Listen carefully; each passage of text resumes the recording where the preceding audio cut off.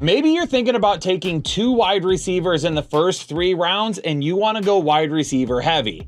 Maybe you're thinking about just taking 1 wide receiver in the first 3 rounds because you want to stay a little bit more balanced. Whatever it may be, some ADPs just may not match up with the wide receivers we want. So let's dissect the early rounds of our drafts and figure out what wide receivers are must-have or must avoid at their current ADP.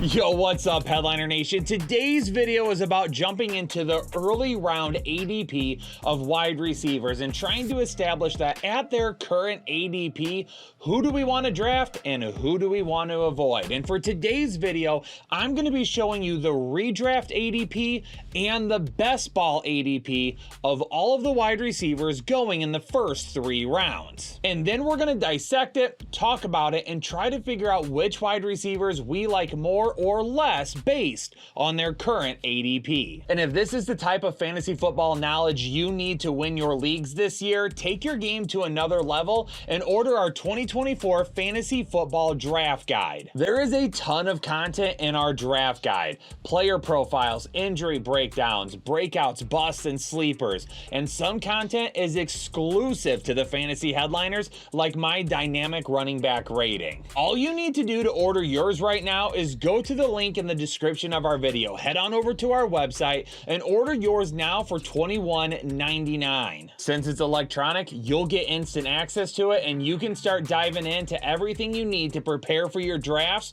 right away. But now it's time to talk about the wide receiver ADP, and we're going to jump into round 1 to start. Up at the top of the first round, it's no surprise to anybody that CeeDee Lamb and Tyreek Hill are settled in nicely right there. Now, I will say this. Depending on who you like a little bit better, I don't know if there's really an argument against either of these guys. If you like Tyreek Hill, take Tyreek Hill. If you like CeeDee Lamb, take CeeDee Lamb. Both of these guys deserve to be the 1 and 2 wide receivers right now. And I'm not going to argue against either of them, and I'm fine picking them at the top of the first if you're wanting your dominant wide receiver right away. I do, however, have an issue with Ja'Marr Chase as the wide receiver 3. Now, I love Ja'Marr Chase. I love Joe Burrow. I've been a big fan of what Cincinnati has done to turn that franchise around over the last few years, but I don't like him being drafted above Justin Jefferson or Amon-Ra St. Brown right now. Ja'Marr Chase, absolute freak of nature athlete, one of the best wide receivers the NFL has right now, but I just don't know if I trust this offense fully to be drafting Ja'Marr Chase this high over a couple of guys that I feel like are way safer than Ja'Marr Chase. We don't know for sure how Joe Burrow is going to come back from that wrist surgery. We're going to be missing Tyler Boyd, so we'll see who replaces him. And T. Higgins, the second he feels a twinge in his hamstring, dude's going to the bench and is going to wait until he is fully healthy. Ja'Marr Chase may have a ton of double coverage this year, and that doesn't even bring in the fact that Joe Mixon is no longer there. They're going to have a brand new run game with Zach Moss and Chase Brown. How our defense is going to play the Cincinnati Bengals this season. If you were to come to me and say that you wanted to draft Justin Jefferson first overall, I also wouldn't argue with you about that. This dude absolutely balled out, coming back from injury in weeks 15, 16, 17, and 18 with Nick Mullins as his quarterback. Are we really that concerned about Sam Darnold or JJ McCarthy being so much worse than Nick Mullins? No, we're drafting Justin Jefferson. Very, very shocked that people are willing to go with Ja'Marr Chase over him. Now, maybe Ja'Marr Chase does have a little bit of a higher ceiling than Amon-Ra St. Brown, but Amon-Ra St. Brown is one of the safest players, and in my opinion, the safest wide receiver to invest in this season. Nothing's changing with his offense or the players around him, except Jameson Williams is the wide receiver 2 over Josh Reynolds now, but same coach, same team, same offensive coordinator, same play style. Nothing's changing for Amon-Ra St. Brown. I'm drafting him over Ja'Marr Chase 1,000 out of 1,000 times, and I'm not looking back. And honestly, I respect anybody's opinion who would take Ja'Marr Chase over him, but I don't care because you're not changing my mind. All right, A.J. Brown, Puka Nacua, and Garrett Wilson all at the end of the first round here. Now, I don't have them marked down as an avoid based on the names or based on where they're being drafted or anything like that. I have them marked down as an avoid because for all of these guys, I don't necessarily feel like I would want to draft them in the first round. When you take a look at A.J. Brown, he was a must-have for me last year, and he did very, very good. Unfortunately, there was a collapse with this offense at the end of the season. But do we see potentially running the football a little bit more with Saquon Barkley? If that happens, does it give a little bit more inconsistency to A.J. Brown? Potentially. I'd rather get A.J. Brown at the beginning of the second round and draft a running back at the end of the first. For Puka Nacua, how is his season going to be with Cooper Kupp potentially being fully healthy? What about giving the ball to Kyren Williams if he stays healthy, or Blake Corum now that they've added him? Now, no Tyler Higbee for a while could end up meaning good things for Puka Nacua, but once again, I'd rather take him at the beginning of the second, stick with running backs at the end of the first. Now, I'm okay with Garrett Wilson at the end of the first round in redraft, but I'm not necessarily loving him at the end of the first round in best ball. And it's because the ADPs are just a little bit different. In redraft leagues, he's going at 12 overall. In best ball leagues, he's going at 10.7. For me personally, I would much rather have a running back at the end of the first over Garrett Wilson. But if he's going at 12 overall and you're drafting 12 overall, that doesn't really matter. You can draft him and then you can get your running back right after. If you're at 11, yeah, you could draft him and you could still have a shot at one of your favorite running backs just a couple of spots later. But at 10 overall, now we have to potentially wait for 4 picks in between those. And I don't know if I'm necessarily willing to risk that, given the fact that there's a couple of running backs there at the end of the first that I would really love to be available for me. Out of A.J. Brown and Puka Nacua, though, I do think I would be more willing to risk it with Garrett Wilson over both of those guys. As long as Aaron Rodgers stays healthy, Garrett Wilson should have a breakout campaign. Moving on to the second round, you can see right away that the wide receivers are not very balanced in the second round. 9 wide receivers on average are going in the second right now, while there are 6 wide receivers on average going in the second. And some of the names are flip-flopped a little bit too. Like kicking it off in redraft, we've got Davante Adams with an average ADP of 16.3. But when you take a look at his ADP over in best ball leagues, we're looking at a guy at 18.9. But it doesn't matter where he's being drafted. I just can't trust Davante Adams. Actually, let me rephrase that. I can't trust the quarterback situation in Las Vegas. Another year and they've screwed it up once again. Gardner Minshew's okay, but I don't think he's the guy to solve the issues in Las Vegas. And by the way, we don't even know if it's going to be Gardner Minshew yet. Apparently, Aiden O'Connell is still battling for the job as well. We know Davante Adams was absolutely frustrated with the Raiders last year. If you've watched the new receiver documentary on Netflix, you could see that he was not at all happy. So there are a few guys in the second round that I'm way more willing to draft over a guy like Davante Adams. But now we move on to like Marvin Harrison Jr., Chris Olave, and Drake London. In redraft, those guys are grouped together right after Davante Adams. But then when we take a look at best ball leagues, Marvin Harrison, Drake London, Chris Olave, they're all grouped together there. And then Nico Collins is coming right after that group in both sections. Now Harrison, Olave, and London all have a really great opportunity to see a ton of volume this year. My really only concern with these three lies with Chris Olave, and that's just the game planning and how they utilize him in 2024. All 3 of these guys should see a decent amount of volume, and that's why I'm okay sticking with these guys, because they also have a really nice chance at some ceiling as well. Now I'll tell you right now, Nico Collins in redraft leagues, I'm not doing it. I can't do it. I'm not going anywhere near him. In best ball leagues, I'm a little bit more willing to draft him in the second round. Nico Collins to me is like the perfect best ball fit. This is a guy that's going to have some huge games. This is a guy that's going to have some down games. But in best ball, you don't have to worry about it like you do in redraft. And I can't just take that risk in redraft leagues with Nico Collins as the wide receiver 13. Because if you draft a running back in the first round, then you have to rely on Nico as your wide receiver 1.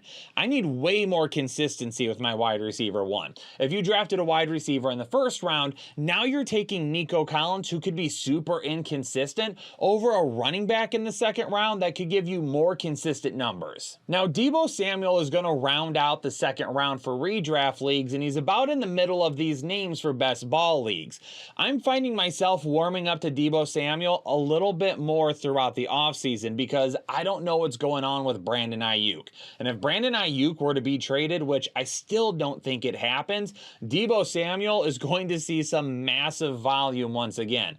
But Deebo's a stud. And again, if you're watching this receiver documentary over on Netflix, you see how much he means to this team. And last year when he was missing, this 49ers offense was not the same. We just need to hope for some better health for Deebo. Now, we have 3 wide receivers that are being drafted in the second round of best ball leagues, but are being left out of the second round of redraft leagues. Jalen Waddle, Brandon Ayuk, and Mike Evans. Now, Jalen Waddle, definitely not a guy that I can see myself drafting in the second round, especially in best ball over much bigger upside players like Ayuk and Mike Evans. I've got to stay away from Jalen Waddle. Now, we'll talk about his ADP in a second. For redraft leagues, I like the third round a lot more, even if I'm not fully convinced I would take him there either.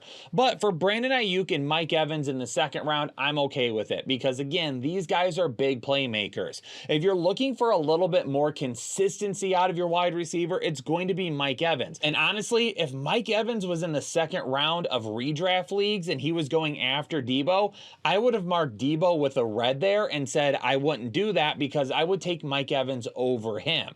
But because we're focused on the second round right now, if Deebo's ADP stays in the second round of redrafts, okay, I might not hate it, especially if Brandon Ayuk is traded.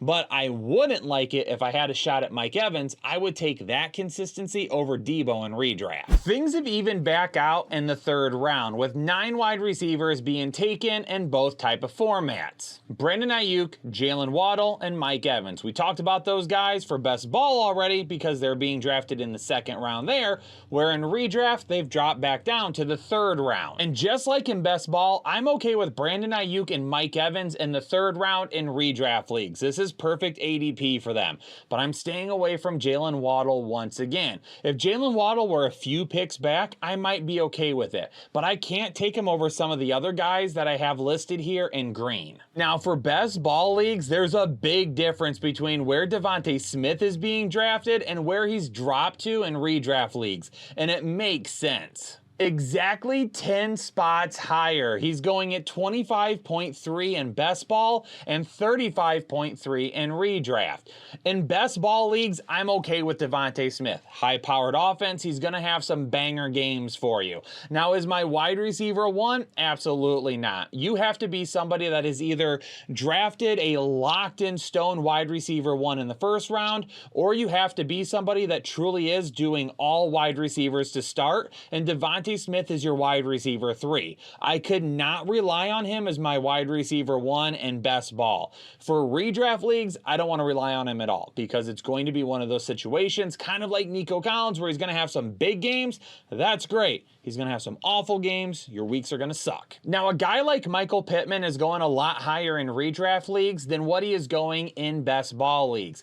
And this I can get on board with as well. I'll take Michael Pittman in redraft all day, every day. He's going to have a super high floor. He may not have the best ceiling in the world, especially if he doesn't see his touchdowns increase, but in best ball leagues, that's not what we're looking for in the third round. So I'm on board with his ADP in redraft. I'm taking him there, but his third round ADP in best ball, I got to be out. For DK Metcalf, I'm out in best ball and I am out in redraft. I just don't love Geno Smith this year. I do think that this is a situation where maybe we see Sam Howell at some point end up stepping in for him if he can't get the job done. And of course, you've got issues there with Jackson Smith-Njigba. Does he take a step forward in his sophomore season? You've got Tyler Lockett. He's going to be the guy making some big plays. But what if we see the Seattle Seahawks recommit to running the ball a little bit more and Kenneth Walker and Zach Charbonnet end up being the play? Now, Malik Neighbors is creeping up into the third round for best ball leagues, but in redraft leagues, he's not, and that's for the best. I don't care if it's redraft or best ball or whatever it may be, unless we're playing in a league where you can pick the worst quarterbacks to throw to your wide receivers, I don't trust Daniel Jones to make Malik Neighbors consistently fantasy viable. Cooper Kupp's ADP, pretty similar across the board. Unfortunately, I'm out on him. It's not that I don't like him. I'm worried about the health, and I just don't know how much value him and Puka Nacua will have together consistently, especially with LA running the football a little bit more with Kyron Williams and, of course, drafting Blake Corum. Both of them could have fabulous seasons. I'm not really against either of them. I just, in this area, I've got some guys that I would rather draft over them. I am down with DJ Moore. Big playmaker last year for the Chicago Bears and a very inconsistent offense. This year, he's going to have to be one of the big play guys once again. Maybe his consistent volume goes down a little bit, so in best ball leagues, maybe he's a little bit better, but he's going to see a ton of one-on-one coverage, and we know DJ Moore, being one of the better route runners in all of football, will make defenses pay. Stefon Diggs is another guy that I just can't get on board with because of the inconsistencies of his potential volume. CJ Stroud loves himself some Tank Dell, and speaking of Tank Dell, I've got him marked in green in best ball leagues. If I'm looking at this from a best ball perspective, Tank Dell and Nico Collins will always be the best bets. In redraft leagues, I do expect Stefon Diggs to be a little bit better than either of those guys, but not so much better that I'm interested in investing in him in the third round. And then the last two guys to show up on this list that we haven't seen yet come over in best ball leagues when we take a look at Tank Dell and Zay Flowers. Now, I just mentioned Tank Dell a second ago. He is a guy, yes, absolutely, I'm willing to invest in best ball as long as he's my wide receiver 2 at the best. But kind of like Devontae Smith, if you're somebody that is dedicated to drafting 3 wide receivers in the first 3 rounds of best ball, I do not hate Tank Dell as your wide receiver 3. Same thing for Zay Flowers, except for Zay Flowers, I would be okay in best ball with him as your wide receiver 2 if you decided to invest in a running back in each of the first 2 rounds. For Zay Flowers, though, I am okay with you investing in him as your wide receiver 2. Wide receiver 1 still probably not on board with it, but if you decided to use one of your first 2 picks on a running back and now you're going wide receiver, Zay Flowers could have a phenomenal season. I do like his floor a little bit better than Tank Dell.